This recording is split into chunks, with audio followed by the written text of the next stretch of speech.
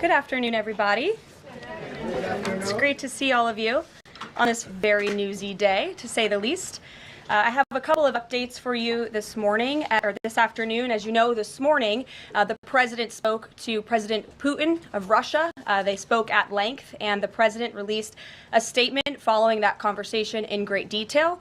I can also confirm that the president just recently got off the phone with President Zelensky of Ukraine. His truth is as follows. I just spoke to President Zelensky of Ukraine. The conversation went very well. He, like President Putin, wants to make peace. We discussed a variety of topics having to do with the war, but mostly the meeting that is being set up on Friday in Munich, where Vice President J.D. Vance and Secretary of State Marco Rubio will lead the delegation. I am hopeful that the results of that meeting will be positive. It is time to stop this ridiculous war where there has been massive and totally unnecessary death and destruction. God bless the people of Russia and Ukraine. I myself just spoke to the president about these calls, and he told me to tell all of you they were very good calls, they were very positive, and the administration is wholeheartedly committed to a peace deal to end once and for all the Russia-Ukraine war. More on that later. I'm sure you'll have more questions to ask. This week, the president has continued to deliver on his promises to the American people.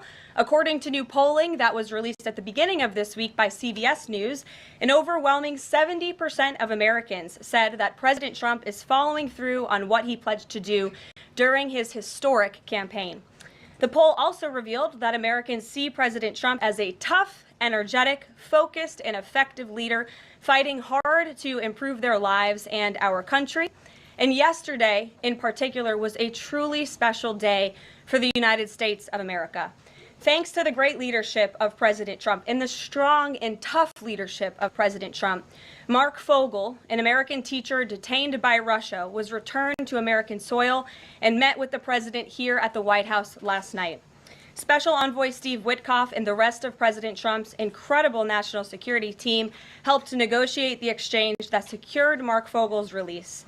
This event shows a good faith effort from Russia, and it's a sign, as I just said, that we are moving in the right direction to end this brutal war. Malphine Fogel, Mark's 95-year-old mother, was understandably very worried that she would never see her son again after his arrest in 2021.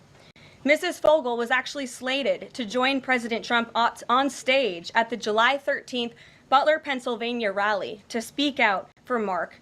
And then the infamous assassination attempt against President Trump took place. But that day, before the rally, President Trump promised Mark's mother that when he returned to the White House, he would bring her son home. God saved President Trump's life on that day in Butler, Pennsylvania, and now Mark Fogel is back home safely with his family as a result. God is good. The president also continues to bring back common sense to our government. This week, he signed an EO to end the procurement and forced use of paper straws. Taxpayer dollars were wasted on these non-functional and massively unpopular products for no other reason than it made radical activists feel good about themselves. And on trade, President Trump continues to take bold action to protect America's critical steel and aluminum industries, much like he did in his first term. And the president signed proclamations to close existing loopholes and exemptions to restore a true 25% tariff on steel and elevate the tariff on aluminum to 25% as well. This administration believes these tariffs will protect our national security and put American workers first. And in the Oval Office yesterday with Elon Musk, President Trump took further action to make our federal government more efficient and effective. He signed an EO implementing the DOGE Workforce Optimization Initiative. Now agency heads will coordinate and consult with DOGE to significantly shrink the size of the federal workforce and limit hiring to essential positions only. The unaccountable bureaucracy will finally be reined in. On another important matter this morning, Senate Republicans continued to confirm President Trump's exceptionally qualified nominees, most recently Director of National Intelligence Tulsi Gabbard, who will be joining us later at the White House for her swearing-in ceremony. It's imperative that the remainder of the president's cabinet nominees are confirmed as quickly as possible. On another important matter this week, illegal alien criminals continue to be arrested and sent home as part of the ongoing mass deportation effort of the Trump administration. Just this week, 2 planes with 190 Venezuelan illegal aliens arrived in the Venezuelan capital from Fort Bliss, Texas. Here are some of the criminal illegal aliens who were arrested in the country this past week. ICE Atlanta arrested a citizen of Nigeria who had been convicted of money laundering. ICE San Antonio arrested a citizen of Mexico who had been convicted of assault. ICE Denver arrested a citizen of Mexico who had been convicted of aggravated assault. And ICE Houston arrested a citizen of Mexico who had been convicted of aggravated assault. Now, before I take questions, I would like to address an extremely dishonest narrative that we've seen emerging over the past few days. Many outlets in this room have been fear-mongering the American people into believing there is a constitutional crisis taking place here at the White House. I've been hearing those words a lot lately. But in fact, the real constitutional crisis is taking place within our judicial branch, where district court judges in liberal districts across the country are abusing their power to unilaterally block President Trump's basic executive authority. We believe these judges are acting as judicial activists rather than honest arbiters of the law. And they have issued at least 12 injunctions against this administration in the past 14 days, often without citing any evidence or grounds for their lawsuits. This is part of a larger concerted effort by Democrat activists and nothing more than the continuation of the weaponization of justice against President Trump. Quick news flash to these liberal judges who are supporting their obstructionist efforts: 77 million Americans voted to elect this president. And each injunction is an abuse of the rule of law and an attempt to thwart the will of the people. As the president clearly stated in the Oval Office yesterday, we will comply with the law in the courts, but we will also continue to seek every legal remedy to ultimately overturn these radical injunctions and ensure President Trump's policies can be enacted. So here in our new media seat today, we have Chris Pavlovsky, an entrepreneur who has a strong passion for protecting freedom of speech. Chris started the video sharing platform Rumble in 2013 with a mission of protecting a free and open internet from censorship by big tech and governments around the globe. The platform has always been a place for independent creators to share their authentic opinions, and they have always included President Trump, in contrast to the way he was censored by other platforms in years past. Since its founding, Rumble has grown exponentially, recently marking 67 million monthly active users. It's a lot of users. If you're watching right now and interested in sitting in this seat, you can apply, whitehouse.gov/newmedia. With that, I will take your questions. And Chris, why don't you kick us off on this very busy news day? Karoline, thank you very much to you and President Trump. It's an honor to be sitting here in the new media seat for the White House press briefing and to be able to demonstrate why freedom of expression is so important. Rumble was the victim of censorship at the hands of multiple foreign governments. It's clear there are still many countries who oppose free speech and even target American companies. Can you describe what the administration will do to protect U.S. interests and values worldwide?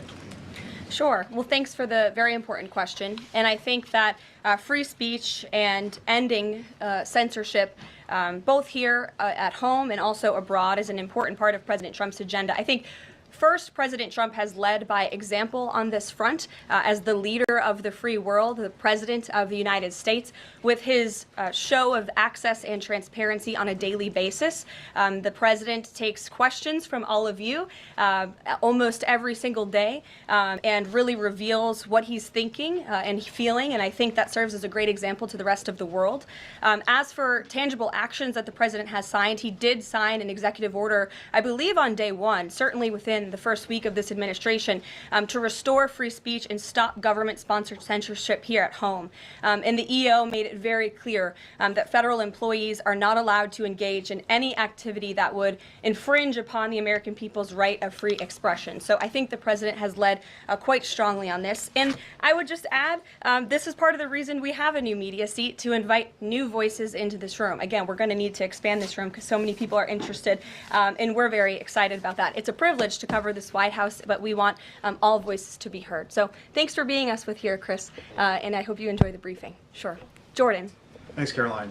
Data out this morning showed that consumer prices were up across a variety of goods, and just before that report, though, President Trump called for lower interest rates. The Fed said it's holding rates steady to try and tamp down further inflation. So how would lowering rates help keep inflation in check for the American people? Sure. Well, first of all, on the inflation point, we did receive those numbers, and they were worse than expected, which tells us that the Biden administration indeed left us with a mess to deal with.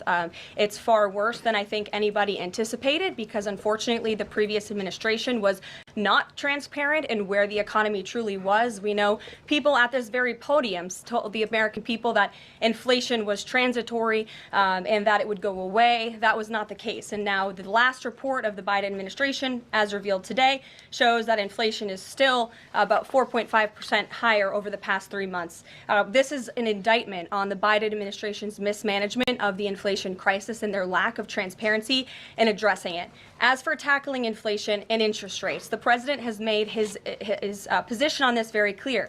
He wants interest rates to be lower, he wants inflation to be lower, and he believes that the whole of government economic approach that this administration is taking will result in lower inflation. I have said that from this podium many times. The president had record low interest rates and inflation rates in his first term. He believes that the economy can handle it and withstand it.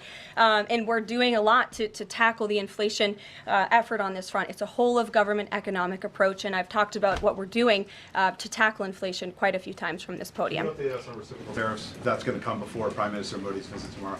I do believe it will come before the Prime Minister's visit tomorrow, and I will let the President discuss the details on the reciprocal tariff front. But this is something he believes strongly in, and it's very simple logic as to why the President wants to impose reciprocal tariffs. It's the golden rule, which we all learned when we were growing up in school. Treat others the way you want to be treated, and far too many nations around this world have been ripping off the United States of America for far too long, and that's why the President believes this will be a great policy that will benefit American workers and improve our national security.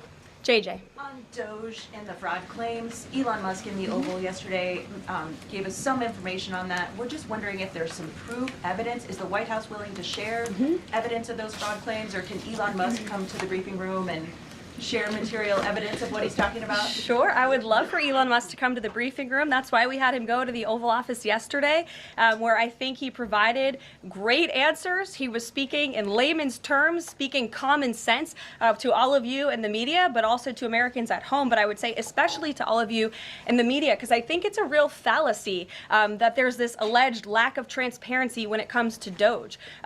President Trump and Elon Musk have been incredibly transparent on what Doge is doing. There is an X account with the Doge handle. They are tweeting out what they are doing on a daily basis. They have a website where they are posting the receipts of the contracts that they are reviewing and the payments that they have stopped from going out the door. The secretaries of our departments have stopped from going out the door. And I would also say that before it was Elon Musk making our government efficient and accountable, it was some unnamed bureaucrat that none of you knew. Elon Musk is the richest man in the world. He's also now one of the most highly scrutinized men in the world alongside President Trump because of what he's doing and the access that he is allowing. So there's great transparency. As for the actual receipts, we are happy to provide them, and I actually brought some today because all of you know I love to bring the receipts. We have contracts upon contracts that we can send and provide this information to you. Let me be very clear. We are not trying to hide anything. We have been incredibly transparent, and we will continue to be.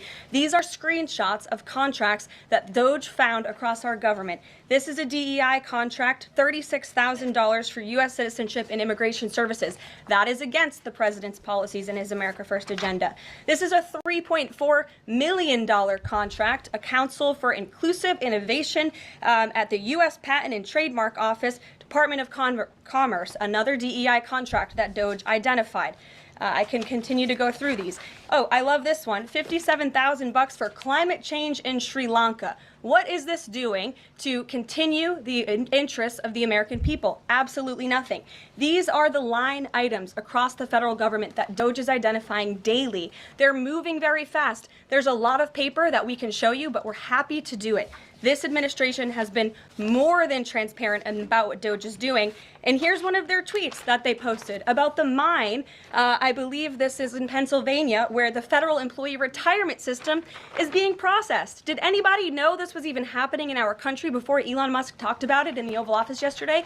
A lot of Americans didn't. So we are providing transparency and accessibility on a daily basis when it comes to Doge. And I also have a Doge Daily Report, if anybody would like it, on all of the things that they are identifying and finding. We're happy to provide this information to you. We're talking about it every single day. Are all those things you just mentioned fraud, or are they waste, or are they just contrary to the president's policies? I would argue that all of these things are fraudulent, they are wasteful, and they are an abuse of the American taxpayer's dollar.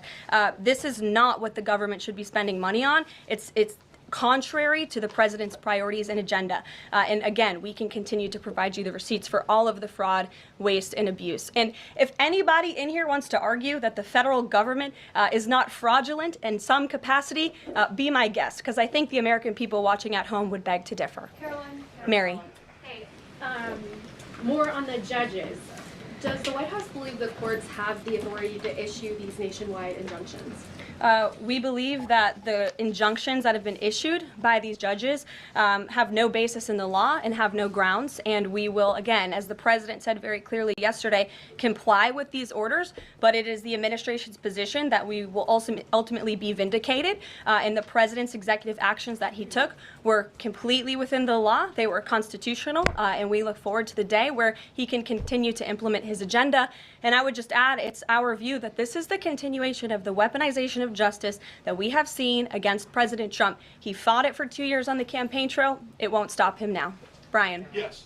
I want to go back to Doge just for a second. Earlier, the subcommittee headed by Chairman Marjorie Taylor Greene, her and her staff discovered $2.7 trillion in improper payments to Medicare, Medicaid, overseas, to people who should not have gotten it. Some of this room might have missed that press conference. Can you elaborate on what the president is thinking at this point? Well, again, that's another example. There's a very long list of the fraud, waste, and abuse that Doge is identifying on a daily basis. Elon Musk also talked about yesterday about Social Security payments that are going out the door for people who are no longer with us, unfortunately. I would say that is certainly fraud. There's also a lot of contracts they've identified that, just as a hypothetical example, are $1 million, but only 500,000 went out the door. So where's the rest of that cash? And so that's the thing. Those are the things that Doge is working on every single day. And I would just remind everybody in this room, this is what President Trump campaigned on doing. He's delivering on a promise that 77 million people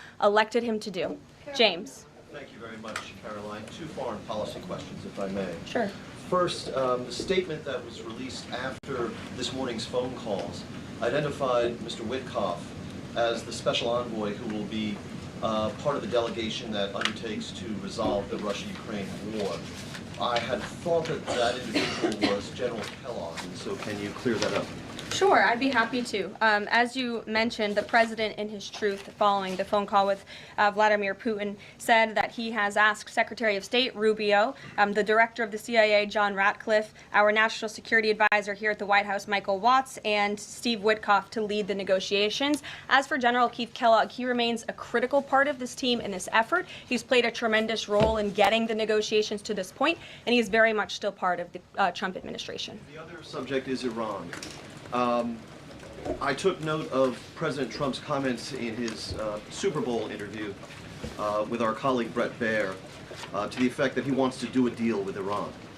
However, that interview appeared after the supreme leader of Iran, the Ayatollah Ali Khamenei, had already ruled out any additional negotiations with the United States. So kind of a two-part question. A, what gives the president any confidence that Iran will come to the table?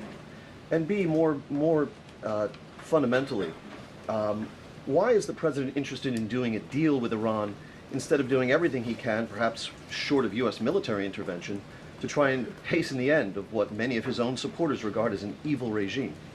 Well, the president has made it very clear that he will never allow Iran to have nuclear capabilities. That is a red line that he has drawn, and he will not allow that to happen. But you asked why President Trump wants to make a deal. I would remind you, he's the master of the art of the deal. He is America's deal maker in chief. He leads from a position of securing peace through strength. And I think time and time again already, in just 4 weeks, we have seen the president being able to negotiate successful deals with our partners, our adversaries all around this world. The release of Mark Fogel just last night, is something that I think speaks to the president's deal-making ability. This is something that the Biden administration allegedly tried to do for 3.5 years. I think you all should go back and ask some of those Biden administration officials what they even tried to do and why weren't they successful, because for 3.5 years Mark Fogel sat in a Russian prison and it took President Trump 3 weeks to get him back on American soil. There's nobody better at making deals than Donald Trump. Karoline, Phil Wegman. Thank you. Two foreign policy questions. Ukrainian President Zelensky has said after the war that he wants NATO membership or nuclear weapons. We heard Defense Secretary Hegseth say that NATO membership was unrealistic. What's the president's view on the other option, on a nuclear Ukraine?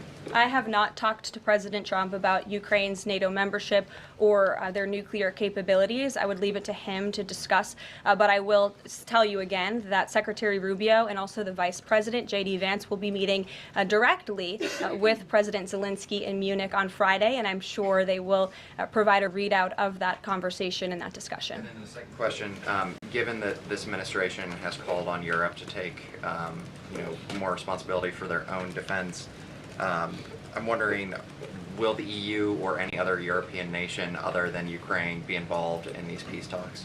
I don't have any European nations who are involved currently to read out for you. Certainly, the president has employed a very strong team or deployed a very strong team to continue these negotiations. And the fact that he was on the phone with both President Putin and President Zelensky today shows that he's very much involved in this effort as well. And then just a follow-up, I guess. Sure. Should we expect the president to negotiate in person with Zelensky and Putin? I don't have anything to read out on that for you today. Maggie, good to see you. Thanks for taking the question.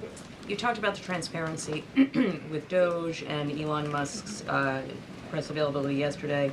There is a conflict of interest law in place that says that people who have personal interests can't interact with government entities that could touch on those. Has President Trump signed a waiver for Elon Musk? Does such a thing exist? If it does, will you guys release it in the interest of transparency that he's committed to? I have not seen the law that you are referring to. What I can tell you is that Elon Musk, as I've confirmed before, is a special government employee. He is filing the proper financial disclosure, and he is complying with all applicable federal laws. As you also heard, Elon address this directly yesterday in the alleged conflict of interest, and he said everything he's doing is very public, and if you all perceive a conflict of interest, you're welcome to bring that up. And as the president said, if he feels like Elon is engaging in something that's a conflict of interest, he will tell Elon not to do that. And Elon also said yesterday that before he moves forward with anything, he consults with the President of the United States. So we're very confident with the ethics and the guardrails that have been put in place here. Caitlin. Thanks, Caroline. I have a few things for you, but on the commitment by President Trump, he said that he and President Putin agreed to visit each other's respective nations. Are there any preconditions that President Trump has that President Putin must do before he goes and meets with him, withdrawing some forces, withdrawing all forces, anything like that? Not that I'm aware of. That doesn't mean they don't exist, but I was just talking with the president in our national security team. I wasn't made aware of any conditions, but if they exist, I'm happy to provide those. And on the president himself, he styles himself as this master negotiator. He is now deploying these negotiations, saying that they start immediately. We did hear from the Defense Secretary, Pete Hegseth, though, today saying that NATO membership is not realistic for Ukraine and neither is returning to pre-2014 borders. Aren't they giving away bargaining chips before these negotiations have even started? Again, I haven't talked to the president about Ukraine's NATO membership, and he appointed several individuals to negotiate on his behalf. He's directly involved in these negotiations as well, and I'm sure if you ask him that question in the near future, when you're able to, he'll give you an answer. I just don't want to get ahead of him on it. And final thing for you, which White House official made the decision to bar the AP reporter from the Oval Office and the diplomatic reception room last night? Well, first of all, let me just set the record straight. It is a privilege to cover this White House. It's a privilege to be the White House press secretary. And nobody has the right to go into the Oval Office and ask the President of the United States questions. That's an invitation that is given. And there are hundreds of outlets on this campus, many of you in this room who don't have the privilege of being part of that pool every single day and getting to ask the President questions. We reserve the right to decide who gets to go into the Oval Office, and you all have credentials to be here, including the Associated Press, who is in this briefing room today. But isn't it retaliatory in nature is the argument, because there's a reason that the AP was barred, which they said was because they're not using the phrase Gulf of America, they're using Gulf of Mexico in line with their standards. And so the question here is this setting a precedent that this White House will retaliate against reporters who don't use the language that you guys believe reporters should use? And how does that align with the First Amendment commitment that you were just talking about? I was very upfront in my briefing on day one that if we feel that there are lies being pushed by outlets in this room, we are going to hold those lies accountable. And it is a fact that the body of water off the coast of Louisiana is called the Gulf of America. And I'm not sure why news outlets don't want to call it that, but that is what it is. The Secretary of Interior has made that the official designation in the geographical identification name server. And Apple has recognized that, Google has recognized that, pretty much every other outlet in this room has recognized that body of water as the Gulf of America, and it's very important to this administration that we get that right, not just for people here at home, but also for the rest of the world. Sure. Thank you, Karoline. The prisoner exchange with Russia coming at the same time as the president is now announcing negotiations to end the war in Ukraine. The timing of that is hard to ignore. Was Ukraine discussed as part of this prisoner swap? I was not involved in those discussions, so I can't comment on whether that came up or not. What I can say is that this was a very good deal for the United States of America and for the rest of the world. As you know, we have confirmed that the Russian who will be returning home very soon, Alexander Vinnik, was a non-violent crypto criminal, and as part of this exchange, he has forfeited more than $100 million that he obtained in that illegal crime. And in exchange, of course, we got Mark Fogel, who is a middle school teacher who kissed the American soil, but kissed the ground last night when he returned to the United States of America. It was a great deal and a great day for our country, and I think everybody, regardless of political affiliation, agrees with that. And was Russia made aware ahead of time of the parameters that the administration and Secretary Hegseth was going to be announcing today? The NATO perimeters? Yes. I'm not sure. You'd have to ask Secretary Hegseth and the Defense Department on that, since he announced them. Jackie. Thank you, Caroline. Just to be clear, so when we're listening for a shift in position on U.S. policy, should we only listen to the president and maybe not the Secretary of Defense? Because what he outlined today would represent a shift in U.S. policy. I'm not saying that. I'm just saying I speak for the President of the United States behind this podium, and I will let him discuss that. Can you tell us any more about the next hostage releases? I understand that Americans coming out today. Sure. I'm glad you asked. It speaks to President Trump's deal-making ability, and we can confirm the safe release of one American and two individuals from Belarus, one of whom worked for Radio Liberty. Out of respect for the privacy of these individuals, their request, we have no further details to announce on their identities, but we can confirm that one American was released today, and it's a remarkable victory on the heels of Mark Fogel returning to America last night. Anything on who the U.S. might be releasing in exchange? I don't have details on that at this moment. I don't have details on that at this moment. I do know that these three individuals have been released and are on their way home to their respective countries. Ouija. Caroline, thank you so much.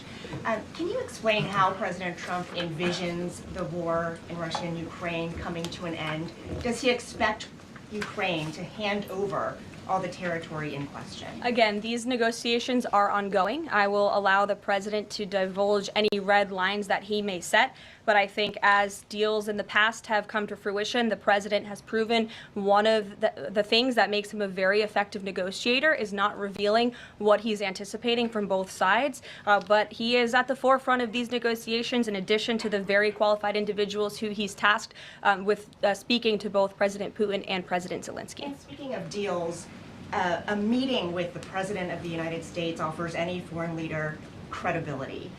Was it part of the prisoner swap with Fogel that President Trump agreed to meet with Putin? Again, I was already asked this question. I said I was not made aware of that, but we can certainly get you an answer on that. I'll check in with the NSC. Sure, Monica. Thanks, Caroline. It's clear that this administration is dedicated to both truth and transparency. We know that with DOJ, but we also know that because this administration recently announced it's going to declassify the assassinations of Martin Luther King Jr., JFK, and RFK. I'm wondering, is it likely that we're going to see more information regarding the assassination attempts on the president's life while he was on the campaign trail? In regards to the assassination of the individuals you mentioned, President Trump signed that executive order directing the respective agencies to do it. I know that that process continues and is ongoing. He's committed to transparency in the declassification of these very important files that I think many Americans are not only interested in learning about, but also have the right to know about. As for the two heinous assassination attempts on the president's life, he's spoken to this publicly. I've spoken to him about it privately. And, as he said publicly to all of you, he feels he has a right to know about further information about the individuals who tried to kill him, tried to take his life. And so if and when we get that information, I'll leave it up to the president to decide whether or not he would like to reveal it. But I believe in the effort of transparency that we've seen consistently from this president, he certainly will. Daniel. Thanks, Caroline. I wanted to ask you about the $59 million that FEMA sent to New York City migrant hotels. Secretary Kristi Noem just put out a statement saying that she clawed back the full payment that FEMA activists unilaterally gave to NYC migrant hotels. She wrote, "Mark my words, there will not be a single penny spent that goes against the interest and safety of the American people." What does the response of the Trump administration send to any federal bureaucrats that are thinking about obstructing the president's agenda? They will be held accountable. The president is signing executive orders daily, and he expects all officials across the administration, regardless if they are a political appointee or if they are a career bureaucrat, to adhere to the will of the American people and the 77 million Americans who re-elected President Trump. He is here for a reason, and he is focused every day on implementing his administration's goals and sending $59 million to a migrant hotel to house illegal immigrants when there are still people in North Carolina and California who have not received FEMA funding is not something that this administration is going to tolerate. Deanna. Thank you so much, Karoline. One on New York and one on Russia, please. On New York City Comptroller Brad Lander is accusing DOGE of clawing back $80 million that was intended for New York City FEMA funding. Wondering if you've heard about that figure, if that figure is accurate, and why that money was taken back. I have not heard about that figure. DOGE is moving very quickly, but I can get the receipts and gladly send them to you. I know that story is likely of great interest to the New York Post. And then one John. on Russia, please. Sure. Is President Trump waiting for a kind of signal or an action from Putin to go to Russia? And would he be willing to go to Ukraine in the future? I don't have any decisions to make on the president's potential visit to Russia or any in-person meeting at this time. John. Thanks a lot, Caroline. Two questions, one on foreign policy, one on domestic policy. Following up on the president's call that he had with President Putin, does the president view Russia, does he view President Putin as an ally, as a partner, as a competitor, or as an adversary? I believe this nation views Putin and Russia as a great competitor in the region, at times an adversary, but as the president has said as well, he enjoys having good diplomatic relationships with leaders around the world, finding that common ground, also calling them out when they are wrong, and leading from a position of peace through strength. That's the president's greatest strength, and we've seen that again, time and time again. And then, as you pointed out in your statement regarding the confirmation of Tulsi Gabbard, there was one Republican who voted against the nomination of Tulsi Gabbard. It was Senator Mitch McConnell. Similarly, how does the administration view Senator McConnell? Can he be a partner in the president's legislative agenda? Are you disappointed that he voted against not only Tulsi Gabbard, but also Pete Hegseth to be the defense secretary? I think we're greatly disappointed in any Republican who chooses willfully to vote against the president's exceptionally qualified cabinet nominees and picks to lead his America First administration. Not a single Democrat swayed from voting against President Biden's nominees, and we know how many of them turned out. They turned out to be atrocious at their jobs, leaving America much worse than they were when they took the oath of office. And so I've said it repeatedly from this podium. I addressed it at the beginning of my remarks. We expect all Republicans to vote, to stay tough and strong, vote for President Trump's nominees so we can get to work and continue to work very hard to implement this president's agenda. Sure. Thank you, Caroline. On South Korea is currently in a chaotic situation.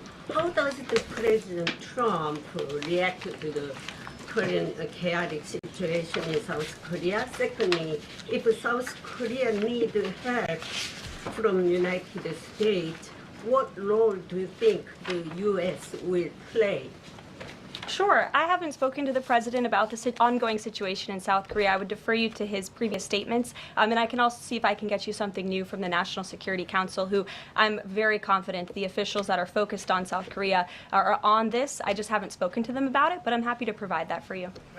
Yes. Thank you, Caroline. Does Elon Musk have power of the presidency? Absolutely not. Right. That's a ridiculous question.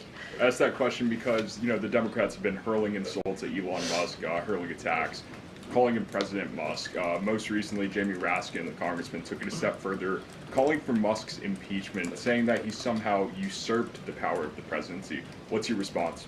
It's utterly ridiculous. Elon Musk addressed this in the Oval Office yesterday. The president addressed it as well. Elon Musk is serving at the pleasure of the president, just like everybody else on this team. He takes directives directly from the president of the United States. And I think some of the comments that you referred to are nothing more than a failed attempt from the media and from Democrats to try to sow division in this White House. We saw them do it in the first term. We're not going to let them do it in the second term. This is a unified team who is working at the pleasure of the president to do what's right for the American people. I have one more quick housekeeping note before I leave you all today. The president wanted me to share with all of you that he had a wonderful meeting with King Abdullah of Jordan yesterday. They discussed many things, including the Gaza Strip and its future at great length. The king would much prefer that the Palestinians stay in place, with the additional land to be used for new development, which would greatly create jobs at levels never seen before. But the president feels it would be much better and more majestic if these Palestinians could be moved to safer areas. I would just add to that the president remains wholeheartedly committed to seeing peace in the Middle East, and our Arab partners in the region have been tasked with coming up with a peace plan to present to the president. That is ongoing. King Abdullah mentioned that yesterday. He also committed to accepting 2,000 sick children from the Gaza Strip, which the president called a beautiful gesture. So the administration continues to work with our Arab partners in the region. We stand closely with our ally Israel, and the president has presented this big, new, bold idea to secure peace in the Middle East, and he is not going to waver from that. And we look forward to seeing that goal of this administration achieved as well. Thank you very much, everybody.